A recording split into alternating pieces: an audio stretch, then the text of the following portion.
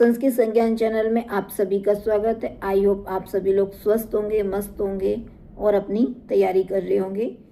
जैसे कि हम वेदांत सार में खंड 7 पढ़ चुके हैं, आज खंड 8 पढ़ेंगे, साधन चतुष्टय। यानी कि साधन चतुष्टय को जानेंगे कौन है, मतलब कि कौन उसके साधन चतुष्टय को प्राप्त करने के लिए उसमें क्या क्या गुणों का होना आवश्यक है, ये जानेंगे। तो पढ़ते हैं, चलते हैं। साधनानि नित्यानित्य वस्तु विवेक इह मूत्र फल भोग विराग समाधि षटक संपत्ति मुमुक्षुत्वानि। नित्य अनित्य वस्तु विवेकः तावत् ब्रह्म नित्यं वस्तु ततः अन्यत् अखिलम् अनित्यम् इति विवेचनम्।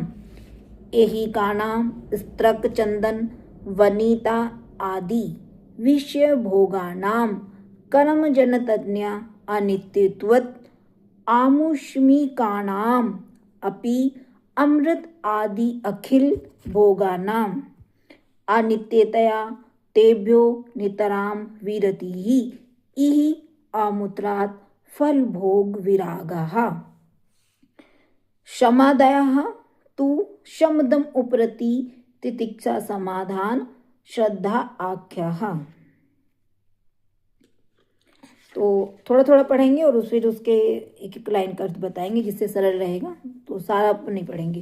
कह रहे कि नित्य नेमिति साधनानि नित्य नित्य, यानी कि क्या कह रहे हैं कि कौन साधन चतुष्टय होता है। साधनानि नित्य नित्य वस्तु विवेक, एक तो क्या है उसमें नित्य और अनित्य वस्तु का विवेक करने वाला हूँ। दूसरा उन्होंने बताया कि इहा मूत्र फल भोग विराग, यानी कि कर्म फलों से, ठीक है, जो कर्म फल होते हैं। इही यानी कि इही मतलब कि इस लोक में, और अमूत्र इसको संधि करेंगे तो अमूत्र यानी कि परलोक में। तो एक कर्म फलों से इही लोक में और परलोक में प्राप्त होने वाले भोगों से विरक्ति। समाधि की 6 संपत्ति, यानी कि 6 प्रकार की संपत्तियां बताई गई हैं, वो आगे उसमें विस्तार से दिया गया है। 6 प्रकार की जो संपत्ति हैं वो है शम, दम, उपरति, तितिक्षा, समाधान और श्रद्धा, और चौथा है मुमुक्षुत्व। यानी कि ये जो 4 गुण जिसमें होते हैं वह साधन चतुष्टय कहलाता है। अब अलग अलग से जानेंगे कि नित्य नित्य वस्तु विवेक क्या है और यह मोहतात फल भोग विराग क्या है। तो नित्य अनित्य वस्तु विवेक सबसे पहले जानेंगे। नित्य अनित्य वस्तु विवेक तावत् ब्रह्मो नित्यम वस्तु ततः अन्यत् अखिलम अनित्यम इति विवेचनम। इनमें से क्या कह रहे हैं कि एकमात्र नित्य नित्य वस्तु विवेकम ब्रह्म, क्या कह रहे हैं कि ब्रह्म ही एकमात्र नित्य वस्तु है और अखिलम संपूर्ण, ठीक है, अन्य यानी कि दूसरी, अन्य दूसरी, और जो अखिलम दूसरी, अन्य जो सारी वस्तुएं हैं वो कैसी हैं, क्षणिक है, अनित्य हैं। हमको ऐसा समझना ही नित्य नित्य वस्तु विवेक कहलाता है। विवेक यानी कि चीजों को समझना।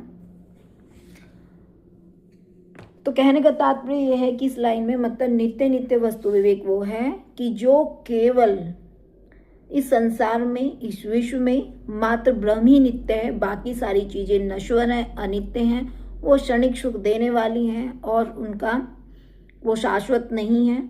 तो ब्रह्म ही एकमात्र ऐसा नित्य है जो मतलब कि नश्वर नहीं है, बाकी सारी चीजें क्या, क्षणिक है।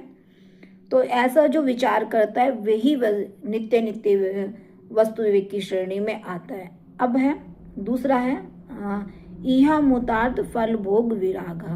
यही का नाम स्त्रक चंदन वनिता आदि विषय भोगा नाम, यानी कि इस लोक में, जैसे कि इहा मुतार्थ, इहा माने कि इस लोक में, अमुत्रार्थ यानी कि परलोक में, यानी कि इस लोक में और दूसरे लोक में। अब पहले लोक की बात करेंगे। यही का नाम स्त्रक चंदन, स्त्रक माने चंदन माने क्या, चंदन, और स्त्रक वनिता माने नारी, स्त्रक माने कि फूल माला, ठीक है। इस लोक के जो पुष्प माला है, यानी फूलों की जो माला है, जो पुष्प हैं, वो चंदन वनिता यानी कि स्त्री आदि विषय भोग और परलोक में अनित्यत्व आमुष्कर्म में, जो परलोक में भी प्राप्त होने वाले देव तत्व आदि जो विषय भोग हैं, ये कर्म से उत्पन्न होने के कारण अनित्यते तेभ्यो नितराम विरति ही, उत्पन्न होने के कारण वो अनित्य हैं। ऐसा जानकर इन दोनों के प्रति त्रिवृत्ति को ही हम इहा मूर्तार्थ फल भोग विराग कहते हैं। यानी कि इन दो प्रकार के कर्मों में हमें इस लोक में भी और दूसरे लोक में भी, मतलब परलोक में भी हमको इन सब के प्रति विरक्ति का भाव होगा, तभी हम इहा मूर्तार्थ फल भोग विराग की श्रेणी में आएंगे। अब आता है क्षमा इत्यादि षट संपत्ति। तो उसमें जैसे हमने शुरू में आपको बताया था कि कौन से क्षमादयः तु शम दम उप्रति तितिक्षा समाधान श्रद्धा। क्या कह रहे हैं कि जो शम है, दम है, शम दम उप्रति तितिक्षा समाधान और श्रद्धा, इन्हें क्षमादि संपत्ति या षट संपत्ति कहते हैं। शम तावता, पहले शम का लक्षण जानेंगे। श्रवणादि व्यतिरिक्ति विषय भयो मनसो निग्रह, यानी शास्त्र वाक्यों के श्रवण, श्रवणादि शास्त्र वाक्यों के श्रवण से और मनन से और निधि ध्यान के अतिरिक्त। देखो श्रवणादि से मतलब आगे का हम खुद ग्रहण कर लेंगे, इससे मतलब समझना चाहिए कि जहाँ पे इस तरह का शब्द आता है श्रवण इत्यादि, तो यानी कि और भी चीज़ें रिलेटेड, तो इसमें क्या था, श्रवण मनन और निध्याध्यासन के अतिरिक्त अन्य समस्त विषयों से जो मन का निग्रह, वो क्या कहलाता है, शम कहलाता है। अब आता है दम। ब्रह्मेन्द्रियाणाम तद व्यतिरिक्ति विषय भयो निवर्तनम, यानी कि इन्हीं श्रवण मनन, अब वो दूसरी जो चीज़ों की बात कर रहे हैं, ब्राह्य इंद्रियाणी, यानी कि जो हमारी कर्मेंद्रियां हैं और ज्ञानेंद्रियां हैं, ठीक है, उनका निग्रह दम कहलाता है। 5 हमारी कर्मेंद्रियां हैं और 5 ही ज्ञानेंद्रियां हैं, तो इनका भी मतलब हमसे विरक्त हो जाना चाहिए, तो वो मतलब उनको दूर करना ही, मतलब जिसमें ये चीज़ें नहीं होती हैं, उनके भाव नहीं होते हैं, वह दम कहलाता है। तो उसके बाद है हमारा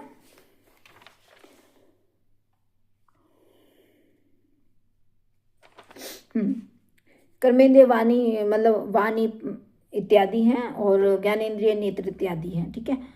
और यहाँ पे जो एक शब्द मैं आपको बताना चाहूँगी कि जो अंतःकरण की बात हुई ना बार बार, अंतःकरण की, वो मन बुद्धि और अहंकार से मिलकर बनता है, उसको अंतःकरण कहेंगे, ठीक है।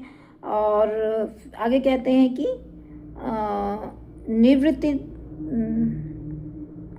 निवृत्ति तानाम एतेषाम तद व्यतिरिक्त विषयभयः उपरमणम उप्रतिहि अथवा विहितानां कर्मणां विधिना परित्यागः, कि जो इस प्रकार के निवृत्ति, एतेषाम यानी कि इस प्रकार के जो संयमित निग्रहित बाह्य इंद्रियों का, उनके इंद्रियों के मतलब कि श्रवण मनन निध्यासन के अतिरिक्त जो अन्य विषयों से उपरमण यानी कि लौट आना या शास्त्र में विहित कर्मों का अनुष्ठान का विधि पूर्वक परित्याग उप्रति कहलाता है। इसको हम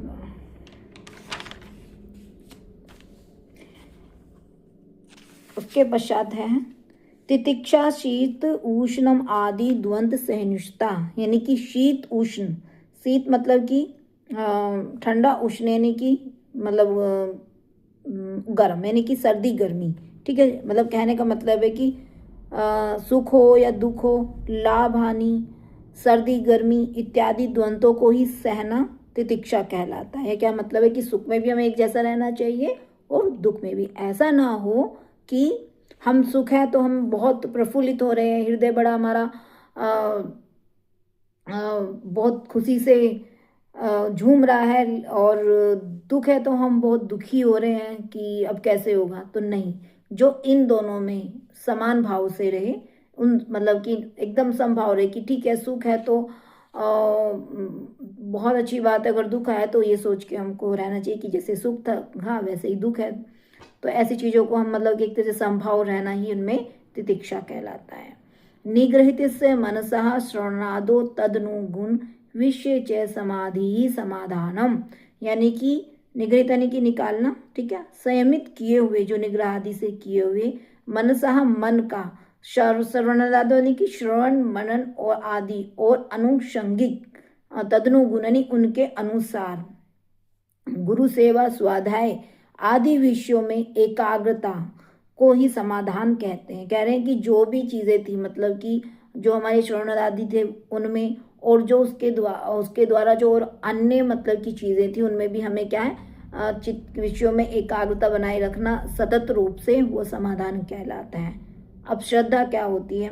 गुरु उपदिष्ट वेदांत वाक्येषु विश्वासः श्रद्धा, यानी कि गुरु के द्वारा उपदिष्ट वेदांत की उक्तियों में विश्वास को श्रद्धा कहते हैं। यानी कि गुरु के द्वारा जो भी हमें वेदांत संबंधी प्रवचन मिलते हैं या वाक्य हैं, उन पर हमें विश्वास करना चाहिए, यही श्रद्धा है। मुमुक्षुत्वम मोक्षिक्षा, यानी मोक्ष की इच्छा को मुमुक्षा कहते हैं या मुमुक्षुत्व कहते हैं। आज के लिए इतना ही, फिर धन्यवाद। हम लोगों का खंड 8 की 2 लाइनें बच गई थी, जिसको अभी पूरा करेंगे।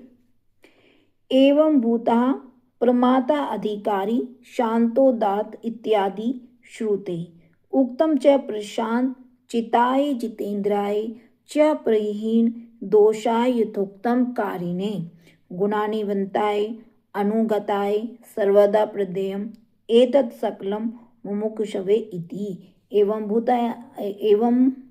भूता यानी कि ऐसे जिज्ञासु, कैसे जिज्ञासु? जो नित्य नित्य वस्तु विवेक इत्यादि के गुणों से युक्त हो, वही प्रमाता अधिकारी कहलाता है।